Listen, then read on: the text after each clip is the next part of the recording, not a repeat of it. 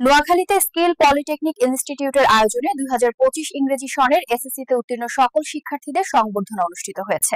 বিস্তারিত দেখুন প্রতিবেদনে। বৃহস্পতিবার বিকেলে উপজেলার রমজান বিবি স্কিল পলিটেকনিক ইনস্টিটিউটের হলরুমে এই অনুষ্ঠানের আয়োজন করা হয়।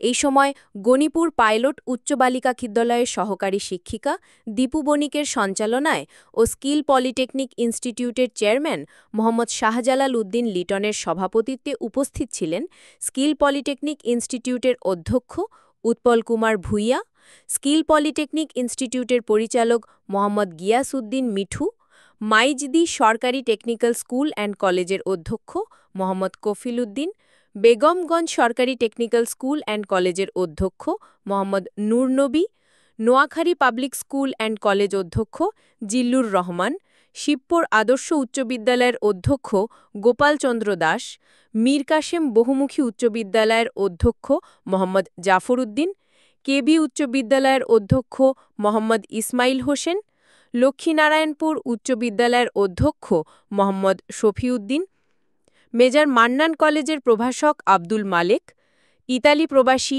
মোহাম্মদ সাইফুল ইসলাম রুমন, মোহাম্মদ আবুল বাশার, স্কিল পলিটেকনিক ইনস্টিটিউটের marketing director Sabed Abdullah, junior instructor Mohammad Amir Hossain Raju, সাংবাদিক জুনায়েদ কামাল ও মোহাম্মদ রিয়াজ সহ আরও অনেকে।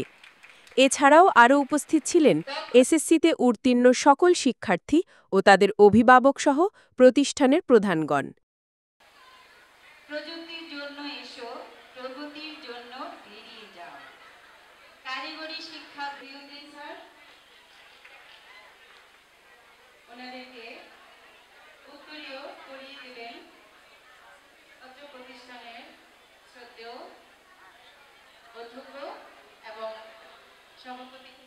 আরও উপস্থিত হয়েছেন শিবপুর হাই স্কুলের শ্রদ্ধেয় প্রধান শিক্ষক বাবু গোপাল চন্দ্র দাস, ওনাকে নিয়ে আসন গ্রহণ করার জন্য অনুরোধ করছি।